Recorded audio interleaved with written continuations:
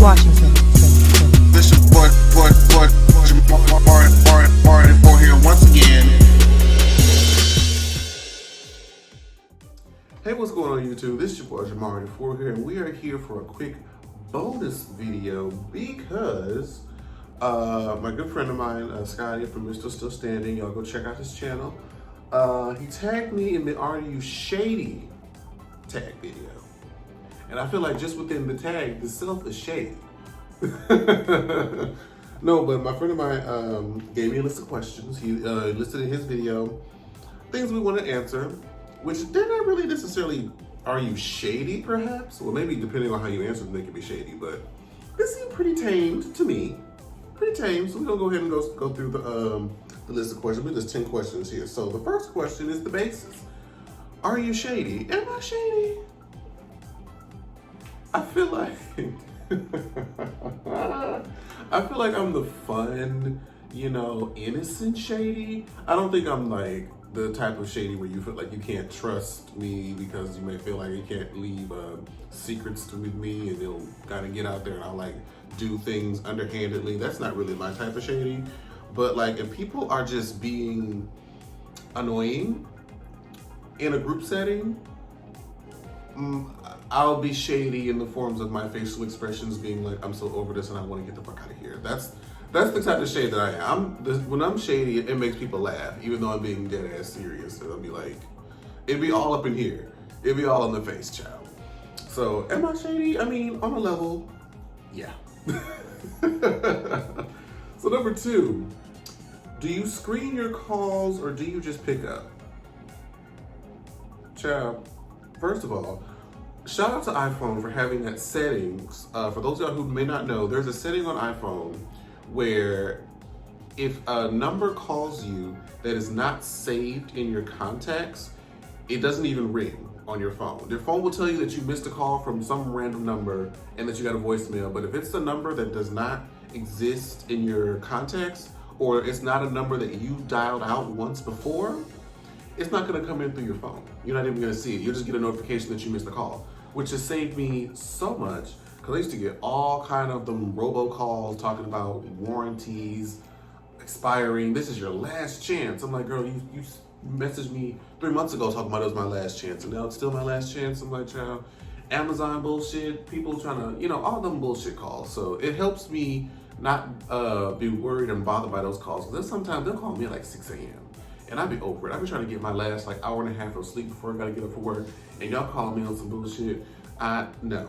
So I absolutely screen my calls, and numbers that I know that I'm gonna use again, or even if it is a business or some professional person that I know I'm gonna speak to again, I'll always save them so that when they do call again, even though we may not be in consistent contact, I'll know it's them. So I absolutely screen my calls. I do. Who just picks up? That's the whole reason why caller ID was invented in the first place, because we can know if we want to talk to that person or not. Because sometimes it's like, I don't feel like being bothered with them. They're gonna give me some heavy story, or they're gonna come here. They're gonna try to be on the phone for like an hour and a half, and I ain't nobody got time. So I absolutely screen those calls. On a scale of 1 to 10, how much time do you like to spend alone? Let me tell you how I work. I'm one of those introverted extroverts where I grew up, even though I have an older brother, my older brother's 10 years older than me, but he lived in a separate household during my upbringing, so we weren't necessarily raised together. So I was raised as a normal only child, so I had to get a company to entertaining myself, whether we do toys, video games, I got into computer games and stuff like that, making friends on the internet, do computer games, which I still do to this day on PlayStation 4, add me. I mean, I like to spend some time alone, but then again, when I say like an introverted extrovert, I like to spend my time alone, but then like once I've been alone for X number of days, then I'm ready to go out and be social again. I like to be around people. I like to people watch, observe, hang out with friends, do things together. Like I'm very much that. But then after a while, been with people for a long time, then I'm like, okay, I need to kind of recluse back into my, my little bubble or whatever, and I kind of get recharged, and then I'm okay, I'm back to ready to be social again. That's kind of how I work. I don't really like to be on either side of the spectrum for too long. because like right about now, we're doing this whole quarantine, child. I'm over it. I'm like the small things like going to restaurants, the movies, of course, like bars and clubs, concerts. Just all of those things that we, I guess took for granted. Is like when we can't do that like we used to. It's like, girl, this is for the pigs. Like, I don't like this. Like, you can't even. A lot of people can't even go see their families. Like, literally the week or two before everybody got put on lockdown, my mom was supposed to come down and visit from Texas. She was going to come to California, and can't do that. My mom was a little bit older, so she's highly susceptible. So it's like we're not going to risk, her being exposed to the coronavirus. So it's like a lot of things you just can't do, and it really messed up a lot of people's schedules and lifetime events. Students graduating, prom, weddings. I have a friend of mine whose baby is probably due today, or I think yesterday. Like it's just a mess. Be that as it may, I'm going on a tangent. I like to do half and half between spending my time alone. Number 4, how do you handle pop-up visits? I don't. Number 5, no. But no, really, I haven't had that issue where I've had people like pop up in person per se to visit me. That hasn't really been a problem. I think the only time, and this is going way back, the only time I would have considered a pop-up visit was friends of mine that I was in with the neighborhood. Like, they would kind of just come to the house and just kind of ring the doorbell. Like, if they were riding their bikes around the neighborhood and they wanted me to come out and play, like they would ring the doorbell and try to get me to come outside. That's probably like the furthest extent that I can think of as a pop-up visit, but that's just like, your neighborhood friends trying to ask your parents if you can come outside. Like, that's, in my adult life, that doesn't happen. I think a lot of people that I deal with know to call and or text me, and yeah, nobody, like, they can't even get to the door. They couldn't pop up if they wanted to. Like, they would have to call and text me to even get to my building. So, child, don't really handle pop-up visits. Number 5, how many extreme pet peeves do you have? It depends on what you would deem as extreme. I feel like extreme is a extreme term. I would say like maybe a solid 3 to 5. And this actually leads into what's your number 1 pet peeve. So I think I'll probably tie 5 and 6, because 5 is asking how many pet peeves do you have, and then 6 is asking what your number 1 pet peeve is. To think about what my number 1 pet peeve is it would take me a really long time that I want to give to other than this video. But I think my number 1 pet peeve might be where I'm at right now. Just overall dishonesty and disingenuousness, if that's a word. I feel like I'm putting so much more value in my personal relationships as I get older. And if I feel like there's someone who is just being dishonest or just saying things to me but not acting, their actions don't reflect what they're saying to me, that really, really irritates me. And I think that would just have to be my main number 1 pet peeve. There's little sublet pet peeves that you can kind of overlook, but like something that would really like cause me to distance myself, because I've gotten a lot more into my like mental health and like things that are make me happy, and kind of putting away all the meaningless stuff. Like, what are the things that really make you, happy? And so like maintaining my, real life in-person relationships, and if I feel like there's a potential toxic relationship or somebody who's not really giving the same that I'm giving to them, and then yeah, that really irritates me because you're messing with my mental health. My other like small pet peeves are, I hate people who are wasteful. People who waste food, supplies, utility. Like, I hate people that are wasteful. I don't like people who are like, what's the word? Obnoxious. I think that's the proper word. People who are just like in your face. They don't really know how to read a room. They just kind of don't really regard other people's personal space, and they can't really catch the social cues. Like, I don't really want to talk to you right now, but they're just kind of in your face. Like, I don't like people like that. Because I don't always know how to handle people like that without just being like upright rude, you know? So yeah, I think that's like my top 2 or 3 that really irritate me, or that are considered pet peeves of mine. What is your worst gift that you've ever received? Is number 7. I mean, if you asked me this question when I was like 12 or 13, like a really, really young kid, I would say like, oh, my grandma gave me like a card with only $5 in it, or something stupid ignorant like that. Honestly, any gift that I get, if somebody just goes out of their way and they want to get me something because they feel like I would like it, or they feel like it's something that would benefit me, like, I appreciate it because they didn't have to do that. I'm kind of realizing that they have to kind of be thinking about you, have a level of care for you to want to go out, spend their hard-earned money on getting you something, or even if it's something that that they don't buy, that they just handmade, you know, is even more special. So I really appreciate, even if like, because typically when I go visit my family for Christmas, my aunt or like my dad would give me like different designs of socks, or like some PJs or something to wear like around the house. You know, before in my early life, like I would feel like that would be like a really lame gift, like, oh, it's not like the newest video game or some bullshit like that. Like, just the fact that they gave you something, and I use all that stuff. I really do. I end up using all that stuff. Like, I'm still grateful that I have a family I can go to, a family that will still think about me to get me something, just so that you have something to open on Christmas Day. Like, those are the things that are more valuable to me now. Like, even, like, Christmas doesn't even register as like a gift giving. Like, I don't even associate Christmas with gifts much anymore in my adult life. I associate it more with being able to spend more time with people that I love, you know, family members and things like that. So I mean, the worst gift, I don't really, I can't. There's no way to, I would have to go into like that immature, like, ooh, this person didn't give me like a video game or some bullshit like that, and I'm way past that, child. Number 8 is, how often do you find yourself in tears? I would say within like the recent,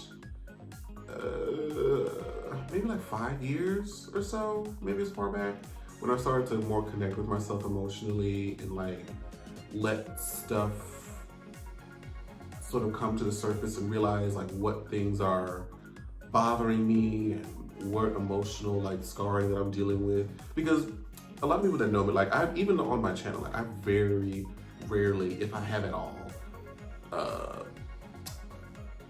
dove into like emotional things or things that I got to deal with personally. And actually, for those of you who watch this video, if you want to have an idea, somewhat of an idea of the time when I did show a little bit level of vulnerability on my channel because I wanted to sort of get some emotion things out. There's maybe 2 or 3 videos, no more than 3, on here called Dear Diary.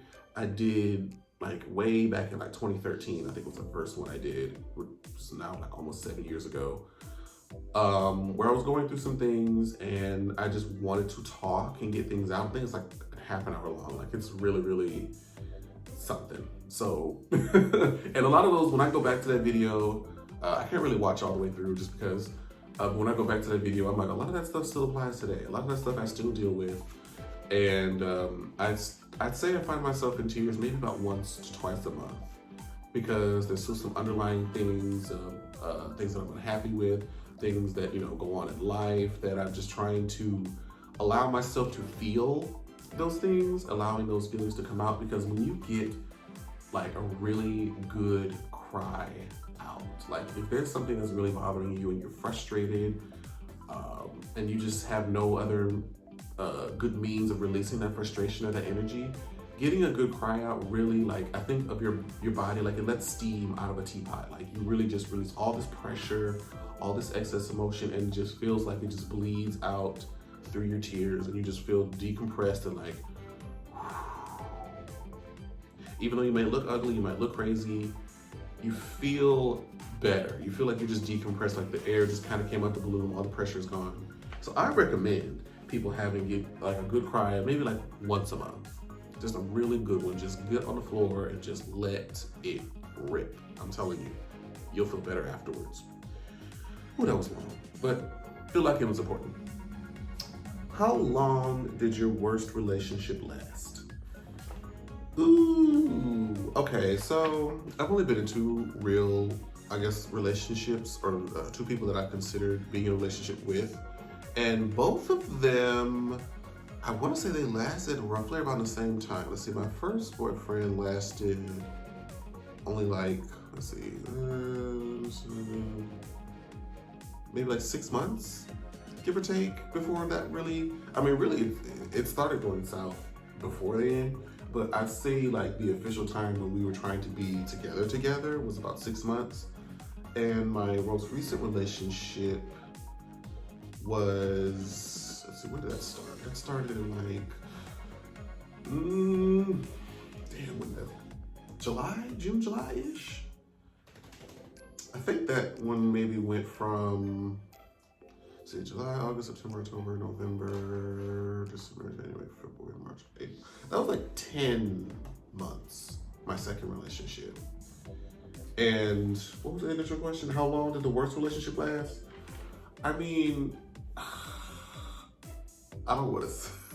And you know what? In the odds that either of them happen to be watching this video, and they can only narrow it down with who is who. I'm only gonna say my worst relationship was my most recent one because I was in it longer, and there was just more. It's just because it was in it longer. I dealt with a lot of stuff that I dealt with in the first relationship just even longer. So that only makes it worse just because, you know, the time frame. But I mean, my worst relationship lasted about 10 months.